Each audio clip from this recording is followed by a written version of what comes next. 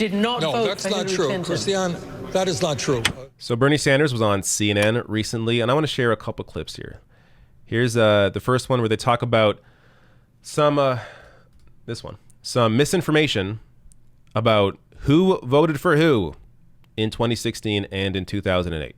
Do you believe that your supporters will vote for him? Because remember what happened in 2016 when about a quarter did not vote for Hillary Clinton. No, that's not true. Christiane, that is not true. It was not a quarter of our voters who did not vote for Hillary Clinton. That is a false number. Okay, so if my figure was wrong, there was nonetheless a significant Bernie or bust, number. But my question to you is this, that there are still, according to the polls, despite the lead that Biden holds right now, there are still young people who are less than excited and progressives in the minority communities. What can you do, and are you confident now that they will do what you're saying, come to vote because of the gravity of this moment? Let me go back a moment on your numbers. My understanding is more people who voted for Hillary Clinton in 2008 voted for John McCain than people who voted for me in 2016 who voted for Trump. But to answer your question, I think what the Biden campaign does understand is that we did really, really well among young people, white and black and Latino, Native American, Asian American. We did pretty badly among older people. And what I think the Biden campaign understands, they're going to have to reach out and bring those people into the fold. And I think they are making some success. All right, a couple things here. Actually, first, credit here to Ibrahim for sharing this clip. This speaks to a couple of things. First, there is so much, and clearly there continues to be so much misinformation about what Bernie supporters actually did in 2016. There's so much reporting on this. I've done videos on, I think multiple videos on this now. In 2016, a lot more Bernie Sanders voters voted for Hillary Clinton than Hillary Clinton voters voted for Obama in 2008. In fact, 25% of Hillary Clinton voters in 2008 voted for John McCain over Barack Obama. With Bernie Sanders, the number is between 6 to 12%. That is an exact figure because I've talked about it so many times. I will link to the sources below the video afterwards if I clip this out of the live stream. But it's between 6 to 12. There's two different polling on that. But with Hillary voters, 25% of them voted for John McCain over Barack Obama. And on top of that, second point here, Bernie Sanders doesn't control his voters. That's on Joe Biden. You have to understand as a friggin' journalist why people supported Bernie Sanders. They supported him not because of his personality, even though nothing's wrong with his personality, but that isn't why they supported him. People supported Bernie Sanders because of his fight, because of his 40-year record of fighting for the poor and the working class, because of his policies, because of Medicare for all, because of canceling student debt, because of free public college, because of his approach to foreign policy.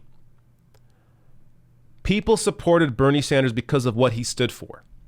Bernie saying, okay, go vote for Joe. That doesn't do anything. Bernie voters actually care about the issues. By and large, they actually care about the issues. Now, yes, a lot of them right now understand the threat that Donald Trump is and will vote for Joe Biden over Trump because they don't want fascism, which I think is perfectly reasonable. But it is for her to get angry at Bernie Sanders here over his voters as if he controls them, as if he's like a dictator of some sort, or some cult leader, is completely ridiculous.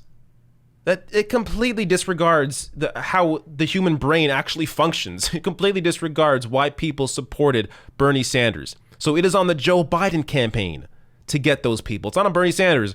Bernie Sanders is doing whatever he can. He dropped out early. He backed Joe Biden. They had the Joint Policy Task Force. He keeps going on TV supporting Joe Biden. He can't do anything else. He doesn't control his voters. The Biden campaign has to actually speak to those people, and doing something like maybe supporting Medicare for all that already has a 90% support in the Democratic Party and a majority of all voter support, maybe backing Medicare for all would be a good idea for Joe Biden, but hasn't done it. So the anger here should actually be directed at Joe Biden and his campaign for not doing enough to attract Bernie voters, even though I think for the most part, Sanders voters are on board with Biden simply because they want to vote against Trump, not because they like Joe Biden. But one more clip here. Let's check this out. And I just want to ask you a final question, because amongst many in the post-George Floyd moment, there is a cry for defund the police. Now, James Clyburn doesn't agree with that. He's very worried that it goes back to the 60s, the burn, baby, burn, and puts the movement on the back foot. Joe Biden, I don't think, agrees with that. Where do you stand on that? And how can you persuade voters that Democrats do stand for, proper law and order, but they don't stand for the militarization of the police that we've seen? No, that's exactly right. Look, if we mean by defunding the police and understanding that there is a lot of stuff that police departments now are forced to do, they're dealing with homelessness. Are they the best trained people in the country to deal with homelessness? No, they're not. They're dealing with drug addiction and alcoholism. And I think that we can move forward to redefine what the function of a police department is. And that's the direction I think we need to go. We also need to make the police departments of this country look like the communities that they are representing. And we need to get this heavy-duty military equipment out of local communities, because otherwise the police look like an occupying army. So there is a lot that has to be done in terms of police reform. But I think the vast majority of the American people do not believe it is a good idea to simply defund the police department, have no police departments at all. There's no city in the world that exists under those conditions. All right, so I don't really understand how defund the police turned into abolish the police. Now, are there people out there saying to abolish the police? Yes, and there is, there are books about it. There's arguments. Again, it's not even necessarily. It doesn't even necessarily mean that there's no law or no law enforcement at all. It just would be done in a different fashion. But that isn't even the discussion. Defund the police.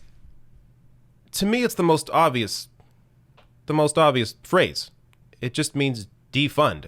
Now, the debate is how much defunding. So I think Bernie there hits the right note that at least currently should be the focus. We can talk about more later on, but currently should be the focus. Moving responsibilities away from police departments into other areas. So issues of public health, like addiction, as he discussed, homelessness, mental health calls, those should be moved away from the police and put into public healthcare professionals. So there are ways to deal with those situations where you have better outcomes. As you see, oftentimes when the police arrive to like a mental distress call, it doesn't end well. Having armed individuals respond to somebody in mental distress, it doesn't. You can kind of see where that can end up, and oftentimes it is as bad as it can get. So the beginning of the conversation is taking those responsibilities away from the cops, and you can also discuss this in a way that actually benefits the cops. You can say, hey, if you have 10 different responsibilities, are you really going to be that good at each individual responsibility that has their own method, their own way of dealing with them, than if you had, say, 5 responsibilities? No. So by taking some of these responsibilities away from the police and into other areas, you are in fact actually helping these police departments so they can keep their focus towards, just responding to, violent crime, for example. So